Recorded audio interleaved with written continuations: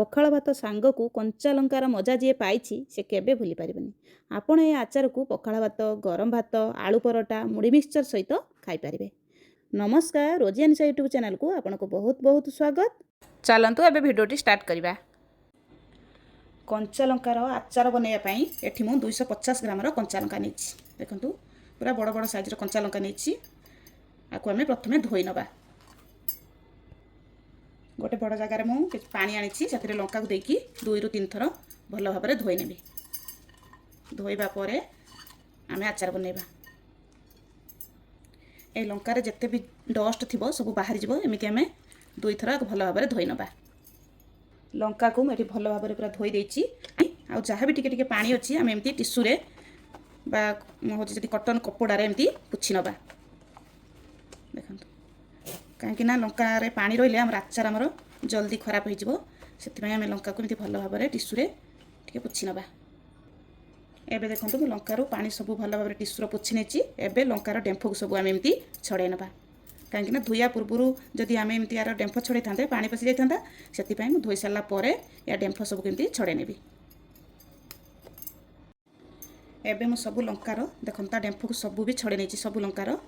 एबे आम लंका को सब काटि नबा। लंका को एमती कईची रे 2 फाड़ करके काटि नबा। देखो एमती काटि परिबा नहेले छुरीर भी एमती आम कट लगे परिबा।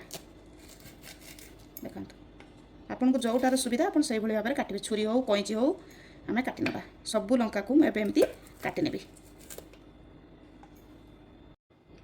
मु लंका सबको भल भाव में काटि नहीं। एबे लंका को रखिबा साइड रे। लंका आचार पाई एबे गोटे मसला बनैबा। मसला पाई गोटे ये मु पैन बसैची। पैन आमर गरम है। एबे मु गोटे चामच जीरा दे दउची। आ गोटे चामच मेथी दे दउची। 2 चामच सोरिष दे दउची। आ 2 चामच पान मधुरी दे दउची। आ गोटे छोट चामच कला जीरा दे दउची। दे सारा पर आम भल भाव सबको मिसेकी भाजी नबा। मसला भाजिला बेले लो फ्लेम रे भाजिबे। हाई फ्लेम करेंगे मसला पोड़ी जीव आ पिता लगे। आ बेसी समय भी आम मसला को भाजबानी। मसला आमर भाजी गलानी। एबे आम या ठंडा हवा पई रखिबा। ठंडा हैला परे आम ग्राइंडिंग करबा। मसला आमर ठंडा हो गलानी। एबे आम या गोटे जार ग्राइंडर जार देकी ग्राइंडिंग करनबा। मसला आमर एबे रेडी हो गला। एबे चलंतु आचार बनैबा। आम जो लंका काटिकी रखिथिले सेथे मैं गोटे चामच लूण दे दउची। आउ अधा चामच हलदी powder, red colour Kashmir chilli powder देदेली। देखा सबको भल भाव गले नबा। काश्मीर रेड चिली पाउडर देले आमर आचार बहुत बढ़िया भल कलर आसीबो। मुझे लंका आचार व्हाइट विनेगार यूज करची। आपन एठी लेंबू रस भी देखी ए कंचा लंका आचार बनै पारिबे। एठी मु 4 चामच व्हाइट विनेगार दउची।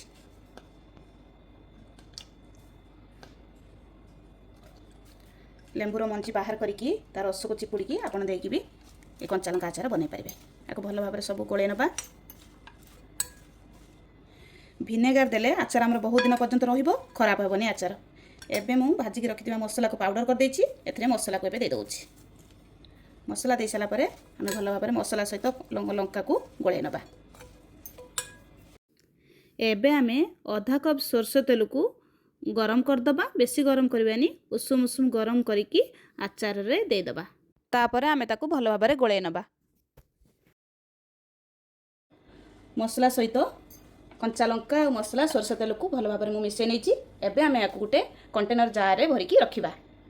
एबे आमे आचार को गोटे काच कंटेनर रे पुरेकी रखि परिबे। पूरा वर्ष रु 2 वर्ष पर्यंत रखिके आचार को खाइ परिबे।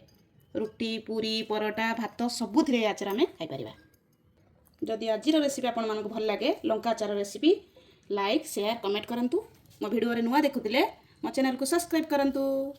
हमर रेडी हो गला लंका आचार।